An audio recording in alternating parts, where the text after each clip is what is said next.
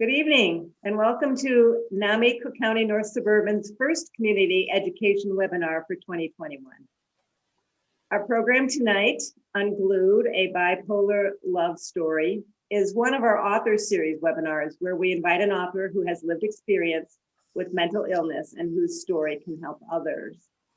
I'm Dr. Christine Somerville, a mental health educator and director of programs at NAMI Cook County North Suburban. For those of you who don't know about NAMI, it is the nation's largest grassroots mental health organization, providing public awareness, no-cost support, and education programs online and in person so that people and families affected by mental illness can build better lives. We are a lifeline to many individuals and families who don't know what to expect in their difficult life journey. All of our programs are free and open to those in our 17 community service area, but we don't turn anyone away who is in need. So tonight, Unglued is a candid, funny, and refreshingly irreverent portrayal of the role a spouse takes in loving a partner with a mental illness.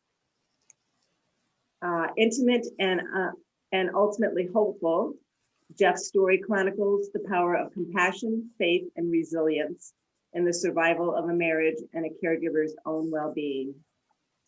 So let me introduce Jeff to you tonight. Jeff Zuckerman is a freelance editor and writer. A native of Pittsburgh, Jeff holds a bachelor's degree from Penn State University and 2 master's degrees from the University of Minnesota.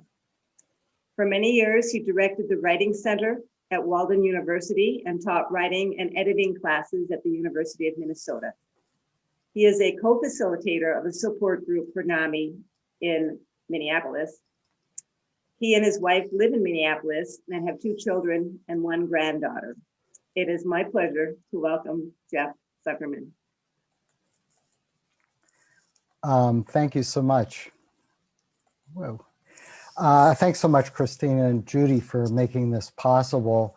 I know there's a lot going on tonight in the news, so I'm so appreciative that you came tonight. And despite the topic, I hope that this is a fun hour for everybody.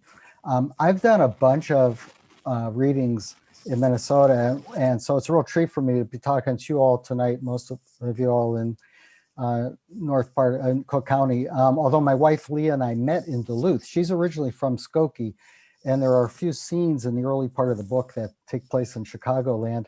A special shout out to the former Mort's Deli on Wabash Avenue, where, like so many young lovers, Leah and I made an annual Black Friday pilgrimage for pastrami. I loved going to Mort's and wandering around Marshall Fields, and I loved writing that part of the book when Leah and I were first going out in the 1980s. My objective for this evening, well, I always hope you'll want to read my book if you haven't, but my real intention is to reduce the stigma of mental illness by talking openly about its effects on not only the person with the illness, but family members and friends. And when you hear our story, I hope to give people like my family some hope. I'll frame this talk in terms of the timeline when Leah got sick, the course of her illness, my concurrent near ungluing and that of our marriage, and more about why I wrote the book and what I've learned. I'll read 2 passages for a total of about 14 minutes or 6.5 hours if I start bawling uncontrollably. And let's leave about a half an hour for a Q&A and discussion. You're probably all aware, if not experiencing the reported increase in depression and anxiety during the pandemic.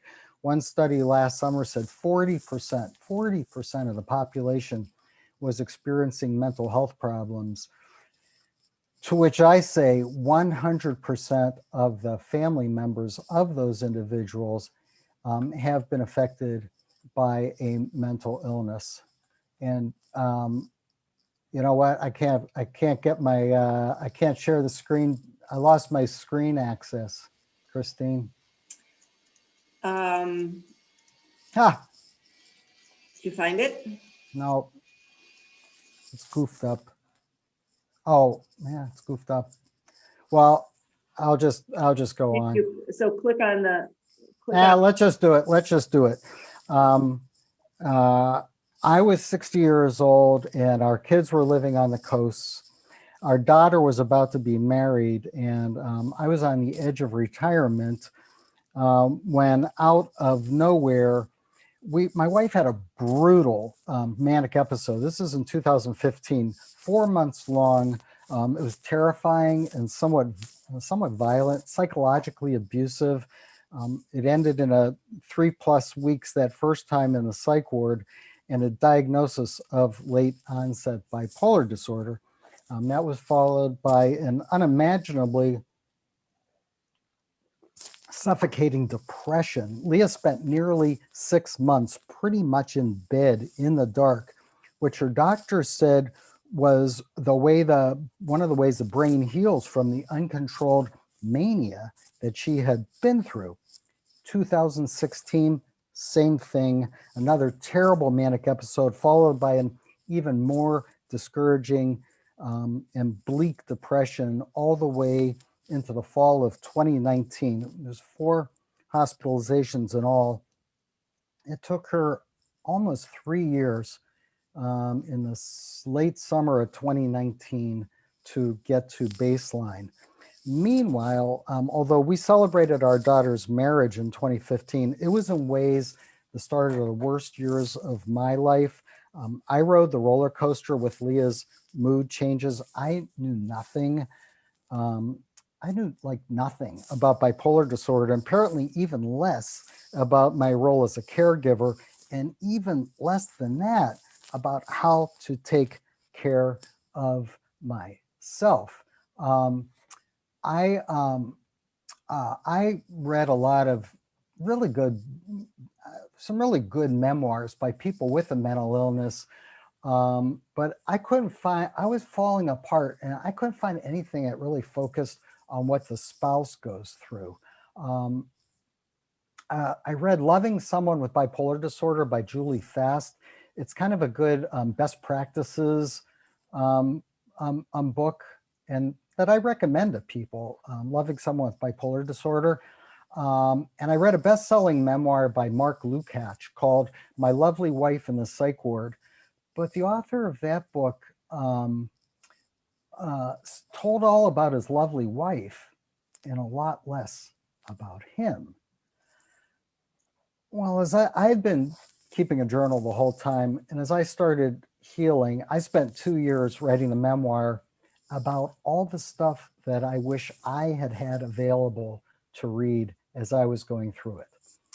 So the first reading is this is during Leah's initial time in the psych ward in September 2015. I spent several chapters describing the magnitude of her personality change, how we met from my wonderful, loving wife to the sheer terror of the mania.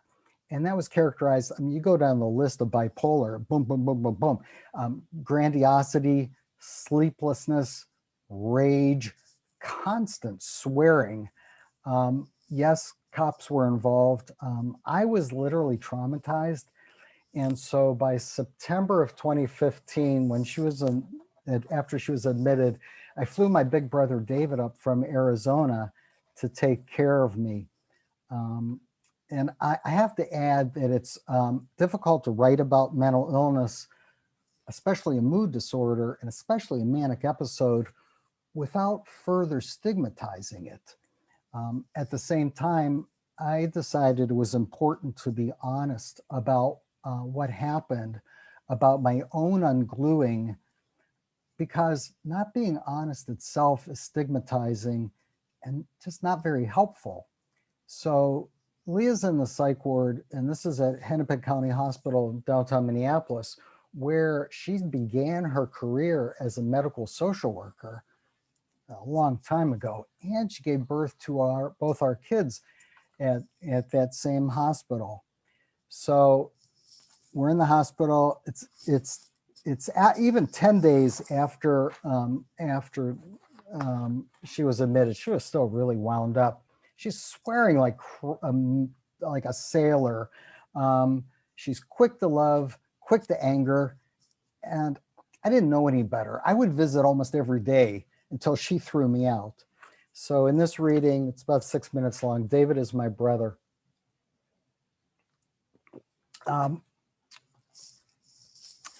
In her self-perceived role as the ward's de facto patient representative, Leah's forbearance and interest in the other patients was grandiose, albeit sincere. She advocated for them with the hospital staff from a place deep in her heart, which wrenched my soul. In gratitude to Leah for her kindness, a spectacularly immature and manipulative young patient named Daniela began calling Leah Mommy. During her hourly meltdowns, Daniela experienced severe mood shifts and lobbed the N-word at a Black patient. Despite her tantrums and hokum, Daniel's hysterics were sad to behold. You never knew a patient's diagnosis, and I admire Leah for her ardor and humor about the inanity of living on a psych ward. You missed a good one last night, Leah would grin if there had been a violent and weird outburst involving hurled missiles or the cops. I'd always loved her sardonic side, bemused and calm. When she wasn't screaming at me, I felt moments of relief that I hadn't completely lost Leah, whoever she was, under her patient scrubs. But her determination to overstep her assigned role as psychiatric patient, a modern-day Randall McMurphy, clearly exasperated the staff. The more strong-willed Leah was, the less stable she was in the eyes of the staff and the less capable of functioning beyond the ICU. Plus, compared to the trained mental health workers, Leah had no idea what she was doing. She refused to kowtow to the staff's demands and perceived she was on a noble struggle for patient rights and human dignity. Years later, I'm not so sure Leah was all that wrong about psych wards. Someone at NAMI told me the problem with the mental health system is there isn't one. In the 1960s, when President Kennedy and others decided to deinstitutionalize the mentally ill, no one had a long-term plan or the funding to treat them. I sure as heck wasn't capable of giving Leah the care she needed. Family members I've met lament through broken hearts and red eyes their inadequacy as caregivers, the shortage of hospital beds, the absence of effective treatment options, and their realistic fears their loved ones will end up homeless. There has to be a less dehumanizing way to remedy the needs of the mentally ill, but I don't know what it is. In any case, although Leo's ego might have been boosted by Daniela and the other patients, this mommy business got a little weird even for Leah, and I sure wasn't interested in being Danielle's daddy. But it didn't matter. The minute the patients were discharged from the psych ward, you never knew what happened to them. The stigma of mental illness was pestering me. If your neighbor slips on the ice and bangs his head on the ground and ends up with a traumatic brain injury, you bring over the tuna casserole. Who's not willing to walk another neighbor's dog when she's getting treated for back surgery? Who judges the fellow with Lou Gehrig's disease, the woman with Parkinson's? I was done playing charades. I started with my next door neighbors, Barb and Hal. They're a little older than our Leah and I, like us with grown kids out of the house. Barb, a native Iowan, sweet-natured and calm. Hal can be as gruff as bark on an ash tree, but he has a warm, funny side when he's in a good mood every few months. So here's the deal, I told them over coffee at their dining room table. You may have noticed things have been a little weird over at our house lately. Well, yeah, Barb said. We've been hearing some stuff. We kind of wondered. The thing is, I blubbered, Leah's been diagnosed with a mental illness. She's got the bipolar disorder. Cripes. I could barely even say it out loud. I'd spent the summer so royally barbecued, my public emotions packed away so deeply that as I sat in my longtime neighbor's house and cracked my heart open a bit, the tears started again. Just shut up, Jeff, and shovel your walk in the winter and grow your raspberries every summer and share them with the neighbors. Don't bring down these people with your mess of a life. Good neighbors don't do that.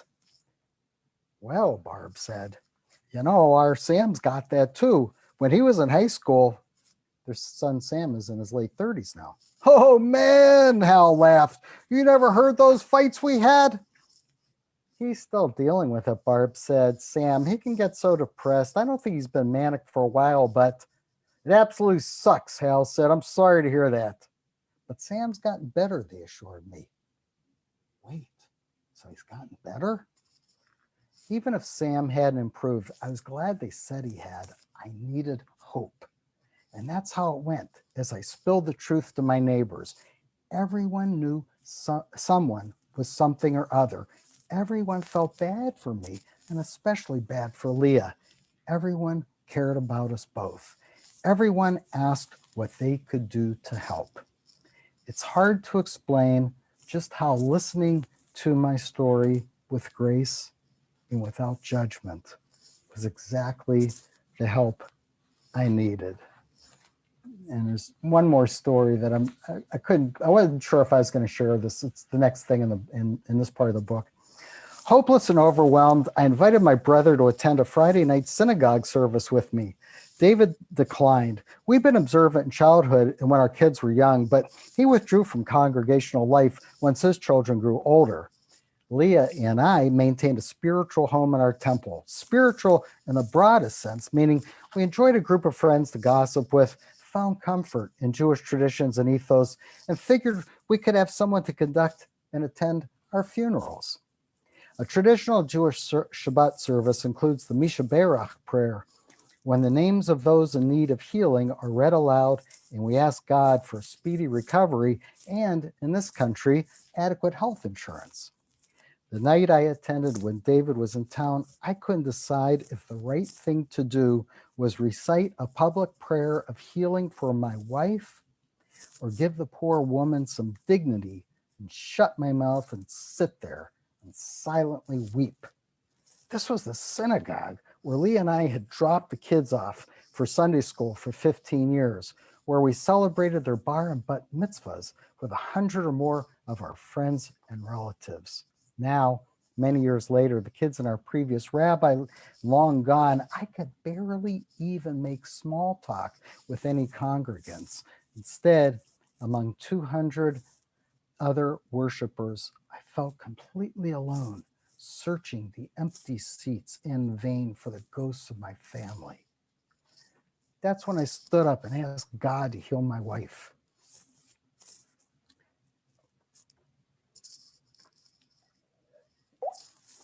And take care of me, because after 2 weeks in the hospital, nothing else seemed to be doing any good. So that's one of the many sections about mania. And one thing about writing that stuff and reading it aloud is that the parts of the book where Leah was manic have a pretty manic pace and tone. It's hard for me to find pages where she's not screaming F-bombs at me or at someone else. And then when she's depressed, I turn the pace of the narrative way down to match her depression. There were a whole lot of stories about the rock bottom depths of Leah's depression in the book. Some of them are pretty sad, downright heartbreaking and bleak. So for reading this evening, instead of the most depressing stuff, I wanted to read a few pages that I think will hit close to home for some of you who are on this call. It's summer of 2016. She's just emerging from about 7 months of a very dark depression. I'd been going to NAMI groups for almost a year, but I was still dealing with some of the trauma of the previous year's mania. I was still learning how to take care of myself, By then I had experienced the contagiousness of her depression, and I was doing my best not to get swallowed by it. I was seeing a therapist myself. Her depression wasn't sad.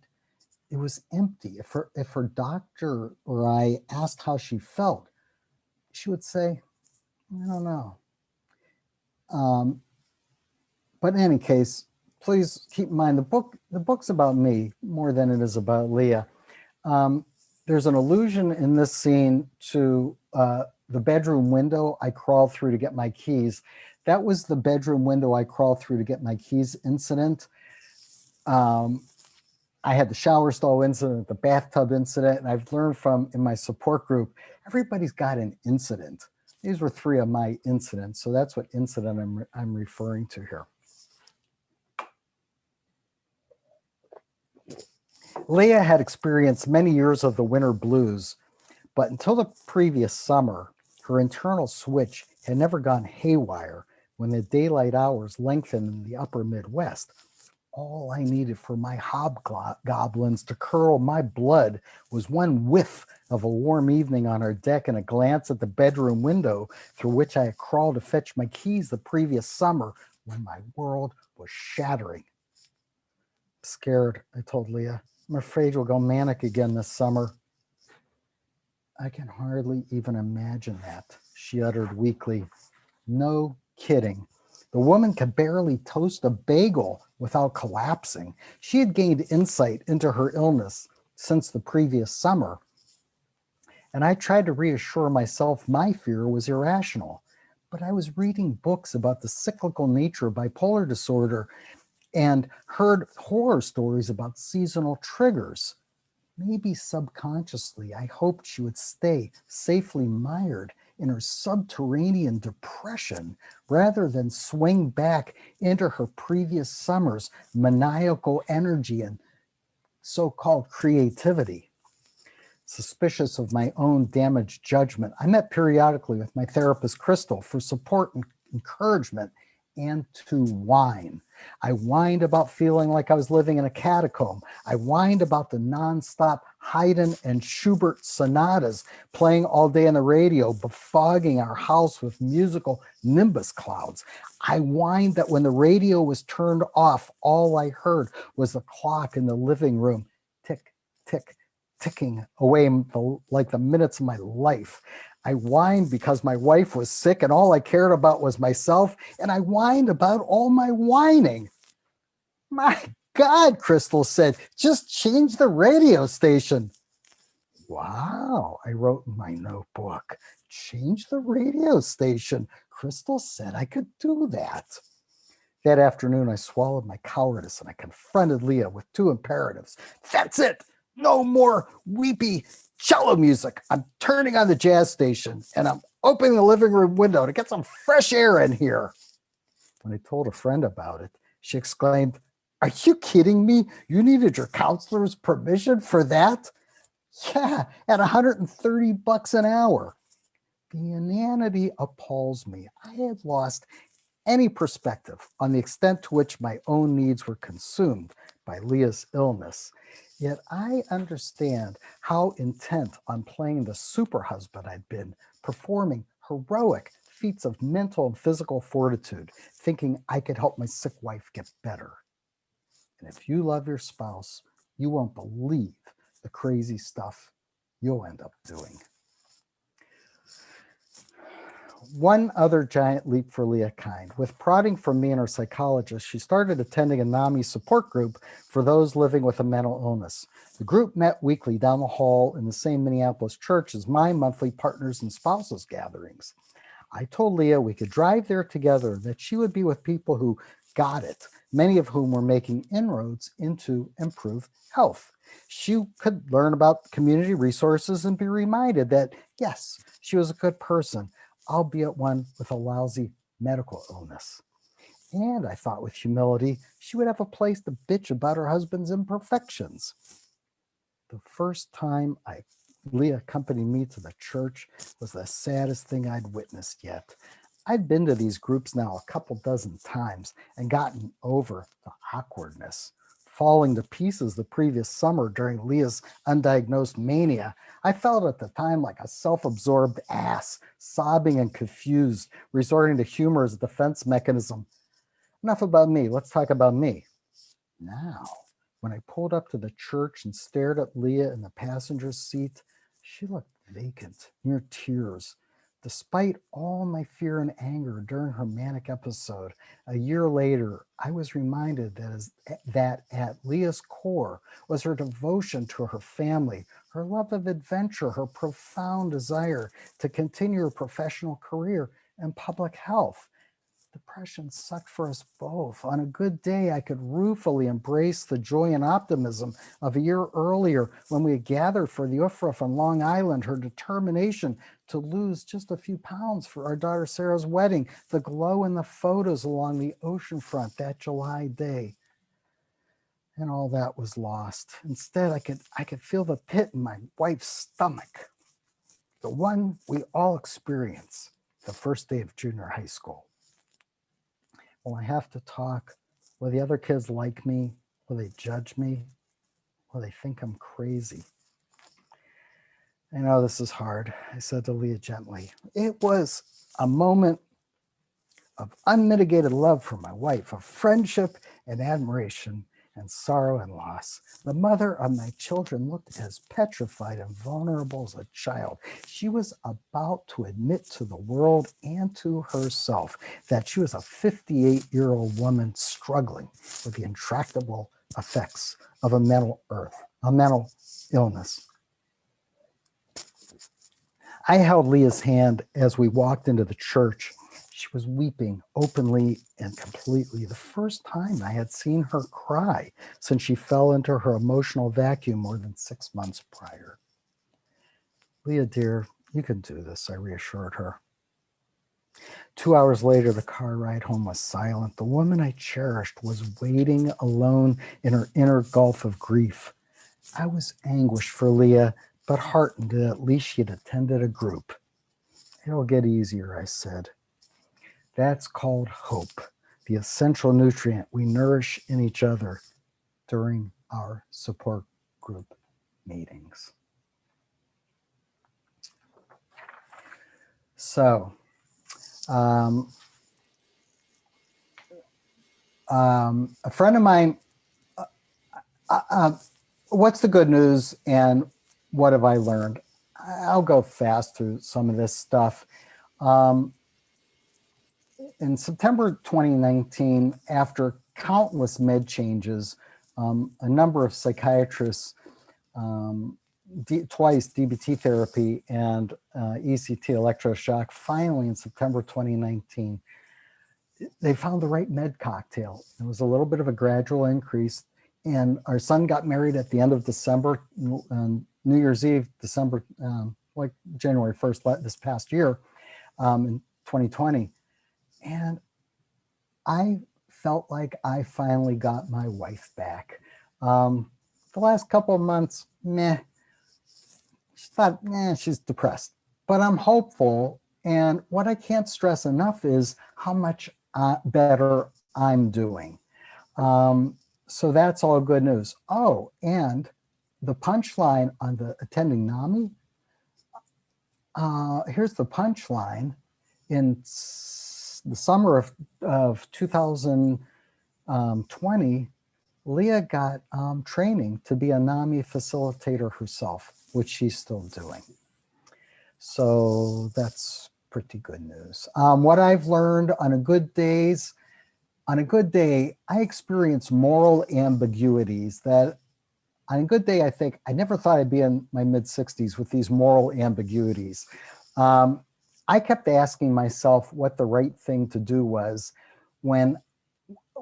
how to do the right thing when I didn't know what the right thing to do was. I learned a lot from attending, probably most of all from attending NAMI support groups. Many of you know at our support groups, we go through a dozen principles of support. We remind each other that mental illnesses are medical illnesses, which I really understood as I watched the effects of the meds. We say they're traumatic events for both those with the illness and the caregivers, And I was literally traumatized. My therapist did EMDR with me. It's called eye movement desensitization and reprocessing. Um, it's the wrong word to say it was a trip, but it was a real trip, and I'm glad I did it, and it actually helped. And look it up if you haven't heard of it. It's for trauma, EMDR. I learned about the mental health system and managed care. The director of NAMI Minnesota says the problem with the mental health system is there is no system. A NAMI facilitator that I know says the problem with managed care is no one manages it and no one cares. I think that's overstated because we had some extraordinary doctors. We were lucky to have good insurance. We had one very bad doctor, but her good doctors, I thank for literally saving her life. My friend Matt at support group used to remind me about the 3 C's of Al-Anon. I didn't cause it, I can't control it, and I can't cure it. The 3 C's: didn't cause it, can't control it, can't cure it. That was one of the best things I learned. At NAMI, we talk about we can't change or cure a loved one's mental illness, but we can only focus on self-care, setting boundaries, keeping a sense of humor, and diminishing the guilt and despair stemming from a loved one's sickness. I write a lot about how my friends, my extended family and immediate family and support group have kept me healthy. I also try to stay physically healthy, kind of consciously. Went snowshoeing today. I play tennis twice a week, which helps a lot. One thing I haven't mentioned is that I wrote this book as a guy.